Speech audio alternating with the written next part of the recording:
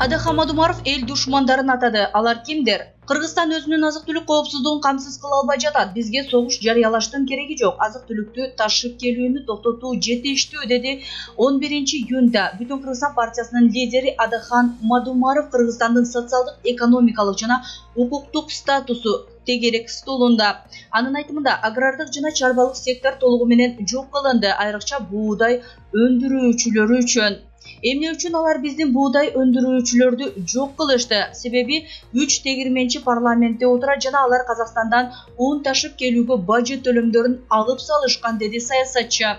Мадумаров мунун бардыгы тармакты өлтүргөнүн, эми айыл чарба министрлиги тармакты жандандыруу үчүн эч нерсе жасабай жаткандыгын дагы бир жолу кайталады. Агрардык тармакты дотациялоо саясаты жок. Айыл чарба министрлиги ортомчу болуп, саясатчылар эмес, базарчылар отурушу керек. Эгерде биз жылына канча адам эт жей тургандыгын так билсек, анда алардын канчалык деңгээлде иштей ала тургандыгын талдап чыгуу керек. Ага төлөп бергиле. Кол алышкан чоң апалардай 200-300 грамм эт сатып алышат, деди Мадумаров. Ошол эле учурда ал өлкө пландуу экономикага муктаж деп божомолдоого жакын. Бул СССР убагында болгон. Япония дагы деле колдонуп келатат. Борбор Азиядагы боордоштордун конструктивдүү жана деструктивдүү саясаты. Тажикстанга расмий сапар менен келген Шавкат Мирзиёевди дүйшөмбүдөгү аэропортто шан шөкөт менен тажик президенти Эмомали Рахмон өзү тосуп алды. Эки президенттин жолугушуусунда өзбек-тажик мамилесин мындан ары кантип жигердүү өнүктүрүү жолу талкууланды. 36 биргелешкен документке кол коюлду. Шавкат Мирзиёевдин Тажикстанга болгон иш сапары учурунда Тажикстан менен Өзбекстандын ортосунда түзүлгөн өкмөттөр аралык келишимдердин бири Заравшан дарыясына эки ГЭС куруу жана эксплуатациялоо боюнча келишим. 5 жыл мурун укмуштай сезилген келишим. Ал тургай ал боюнча ооз ачуунун өзү эле Өзбекстандын жетекчилигин тынчсыздандырган. Эксперттер Рогун ГЭСинин курулушунун токтоп калышынын башкы себептеринин бири Ислам Каримовдун чечкиндүү каршылыгы. Тажикстандагы жарандык согуш мезгилинде дагы коңшу өлкөнүн учактары режимдин аларга берген мүмкүнчүлүгүнөн пайдаланып, бул станциянын айрым курулуштарын бомбалап, талкалап салышкан. Бул өз кезегинде Каримовдун өзүнүн прототиби болгон. Айрым адистер Тажикстандагы жарандык согуштун башталышын өлкөнүн Пакистан менен Рогун ГЭСин куруу боюнча келишими менен байланыштырышат. Бир нече жыл мурун эле өзбек президенти Ислам Каримов Тажикстандын Рогун ГЭСин, Кыргызстандагы жогорку нарын ГЭСин куруу чечимдерине жооп кылып, аймактагы суу үчүн согуш чыгып кетиши мүмкүн деп эскерткен. Тажикстандагы ГЭСтерди куруу жана аймактагы суу үчүн согуш коркунучу боюнча ошол душмандык саясаттан бери 5 жыл өтпөй Өзбекстан өз позициясын толугу менен өзгөртү жана ГЭСтердин курулушуна тоскоолдук кылбастан анын курулушуна катышууга даяр экендигин да билдирет. Бирок ошол кезде Тажикстан менен чектеш жайгашкан Кыргызстан менен суу маселеси боюнча талаш тартыштар жаралып, суунун айынан чатакташып, ал дээрлик масштабтуу согушка айланган. Эмне үчүн позициялар өзгөрдү жана чын эле аймакта суу үчүн согуш чыгышы мүмкүнбү? Каримовдун өлүмү жана Шавкат Мирзиёевдин бийликке келиши менен аймактагы абал толугу менен өзгөрдү.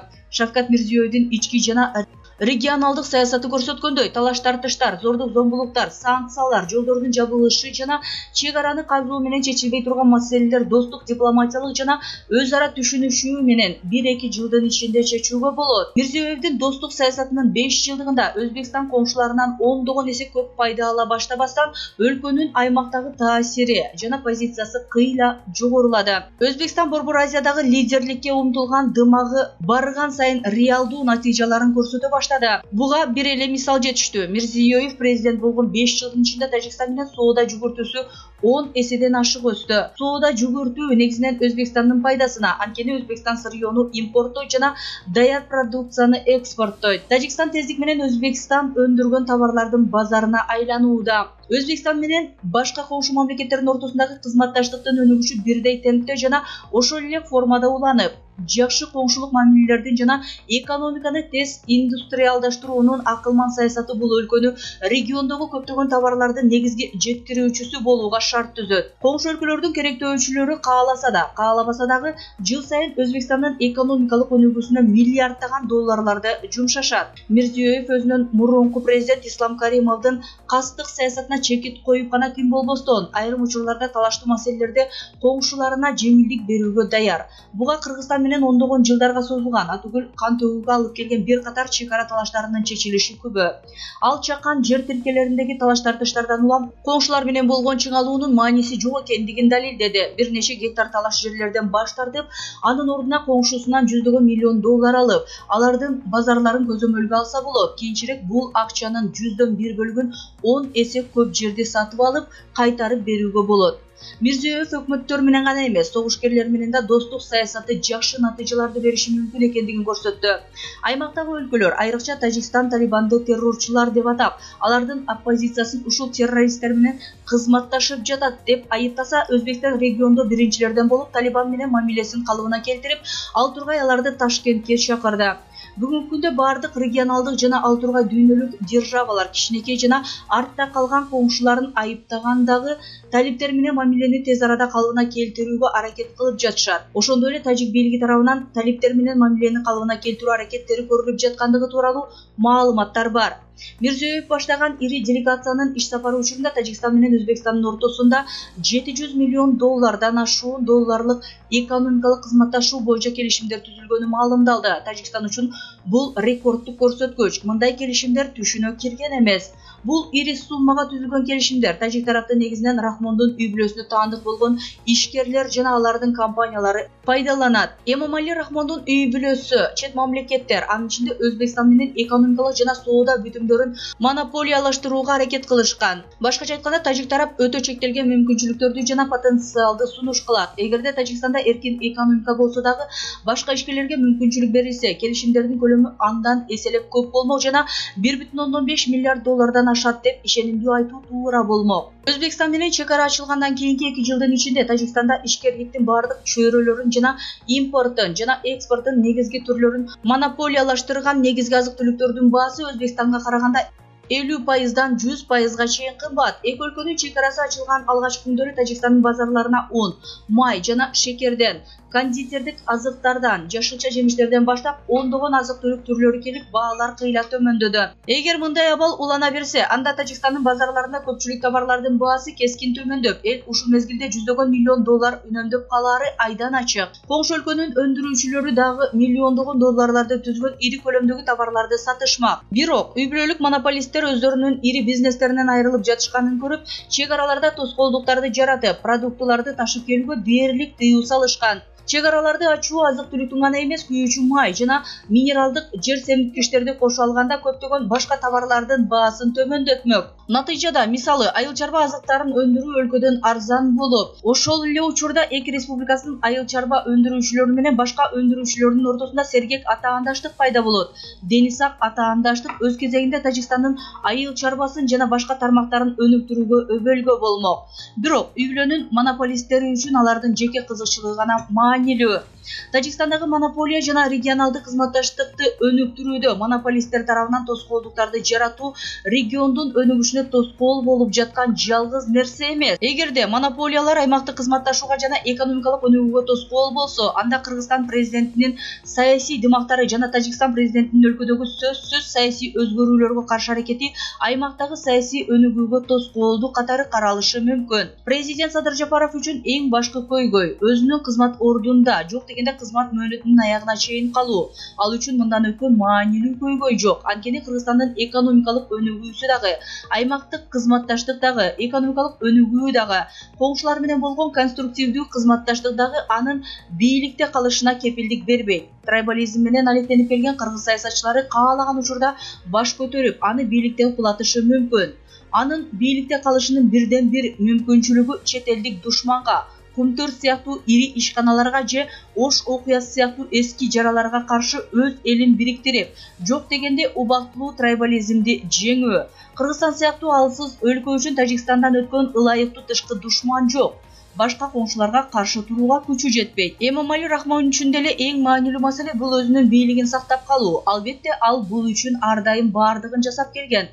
Бирок бүгүнкү күндө көйгөй өтө актуалдуу болуп калды. Тажикстан эли күн сайын ойгонуп, нааразычылык акциялары, ал тургай ыңкылаптар башталганы калды. Бул убакыттын гана маселеси. Эми Рахмонду экономикалык өнүгүү да, коңшулар менен мамилени калыбына келтирүү дагы куткарбайт. Чындыгында Рахмонду мындан ары эч нерсе куткара албайт. Азыр ал жасай турган бир гана нерсе, аны кулатууну кечеңдетүү. Ошондой эле анын Садыр Жапаров сыяктуу эле тышкы душман жаратуу жана ага каршы күрөшүү үчүн элди бириктирүү. Садыр Жапаровдун өкмөтү аны агрессор деп атаса дагы, учурда Эмомали Рахмонович үчүн бул эң жакшы вариант бойдон турат. Демек, бул эки президент эки элдин ортосундагы кастыкты дагы да күчөтүп, кырдаалды жок дегенде чек арада чыңалууну уланта бериши толук ыктымал. Учурда аларда экономикалык өнүгүү жана регионалдык мамилелер жөнүндө ойлонууга убакыт жок жана каалоо аз. Өзбекстандын президентинин дагы бир көйгөйү анын түркмөн кесиптеши. Шавкат Мирзиёевдин көптөн бери чыдап келе жаткан Борбор Азиядагы конструктивдүү саясаты анын аймактагы мамлекеттердин деструктивдүү саясаты менен атаандашуу. Мындай атаандаштык ишке ашпай калышы керек. Борбор Азия конструктивдүү жана кубаттуу биримдикти түзө алат. Бул башка ири державалардын интригаларынан аман калуунун, өнүгүүнүн жана кутулуунун бирден бир мүмкүнчүлүгү. Бирок диктаторлор ар дайым өз бийлигин сактап калуу жөнүндө гана ойлошот жана аларга улуттук жана аймактык кызыкчылык маанилүү эмес. Жамал Кадыркулова: менин баламды өлтүргөн Улук Манапов камалбай, жылдыз болуп жүрөт. Бишкек шаарынын тургуну Жамал Кадыркулова: Улук Манапов менин баламды өлтүрүп, камалбай, жылдыз болуп жүрөт деп Назар Ньюс маалымат агенттигине кайрылды. 2009-жылы менин 17 жаштагы балам Токтон Азыров азаматты азыр ырчыга айланып интернетте жылдыз болуп жүргөн Улук Манапов катуу сабап өлтүрүп салган. Баламдын кайгысын ушул күнгө чейин тартып келем. Барбаган жерим, какпаган эшик, кайрылбаган адам калган жок. Кыргызстанда акыйкат, калыстык деген нерсе жок экен. Сот, прокурор дегеле органда иштеген адамдар менен 10 жылдан бери күрөшүп, чыркырап акыйкатты издеп келем. 2009-жылы балам Азамат Кыргыз экономикалык университетинде окуп жүргөндө курсташы Жумабек уулу Улукман тарабынан катуу сабалган. Балам оор жаракаттарынан улам тура албай бат эле каза болуп калган. Ошондо мен милицияга кайрылып, сотко чейин берип, баарына кайрылгам. Жамалбек уулу Улукман азыр атын өзгөртүп Улук Манапов болуп алган. Ал менин баламды катуу сабаганын жанында жүргөн балдар баары айтышкан. Күбө катары бир канча жолу соттон дагы айтып беришкен. Бирок ал бала 9 ай гана камалды. Себеби анын апасы Гүлмара Осмоналиева улуттук университетте мугалим экен. Тааныштары күчтүү болуп, баласын психикалык жактан жабыркайт деп справка алып больницага жаткырып, кийин чыгарып алган. Ошону менен баласы Улукман Манаповду жактап, актап алды. Азыркы күнгө чейин ал жазасын албай жыргап жүрөт. Ал эми баламды өлтүрүүгө катыштыгы бар деген дагы бир баланы бул жакта милиция кызматкерлери таппай коюшкан. Россияга чейин издеп бардым, былтыр гана камалган. Бирок ага дагы акыйкат чечим болбой жатат. Мен сотторго аябай нааразымын. Жакында жогорку соттон иш каралат, бирок кандай чечим болоору белгисиз. Андыктан мен президент Садыр Жапаровго, УКМКнын төрагасы Камчыбек Ташиевге жана жогорку соттун төрайымы Нургүл Бакировага кайрылам. Акыйкат чечим болсун. Менин кырчындай баламды өлтүрүп, өзүнчө ырчы болуп, бул жашоодо жыргап жүргөн Улук Манапов өз жазасын алсын. 10 жылдан ашык убакыттан бери органда иштеген адамдардан көңүлүм калды. Азыр бийликтеги адамдар менин үнүмдү угаар, дейт Кадыркулова. Балдар үйүндө өспүрүм каза болду. Божомол боюнча аюусуз ур токмокко алынган. Военно-Антоновкадагы балдар үйүндө өспүрүм каза болду. Бул тууралуу Cactus.media редакциясына Балдар укугун коргоочулар лигасынын жетекчиси Назгүл Турдубекова билдирди. Алдын ала маалыматтар боюнча өлүмгө башка чоңураак өспүрүмдүн таяктоосу себеп болгон. Кыязы бул дедовщина болушу мүмкүн, бирок бул эч жерде катталган эмес, деди ал. Анын айтымында өспүрүм 1-июнь балдарды коргоо күнү өлтүрүлгөн. Бирок окуя бүгүн гана белгилүү болуп жатат. Укук коргоочунун айтымында 5-июнда Балдар укугун коргоочулардын лигасы, Билим берүү министрлиги жана президенттик администрациясынын өкүлдөрү менен биргеликте бул балдар үйүндөгү жашоо шартына көз салышкан эле. Директор өспүрүмдүн өлтүрүлгөндүгү тууралуу ооз ачкан эмес. Ушундай эле окуя жакында эле Беловодский шаарындагы психоневрологиялык интернатта болгон. Бала тарбиячылардын ур токмоунан улам чарчап калган. Директор али күнчө сот жообуна тартыла элек. Мамлекеттик органдардын кош көңүлдүүлүгүнүн баасын балдардын өмүрү менен төлөп жатабыз, деп эскерди Турдубекова. Маркумдун улуу агасы болгон. Алардын энеси ата-энелик укуктан ажыратылган.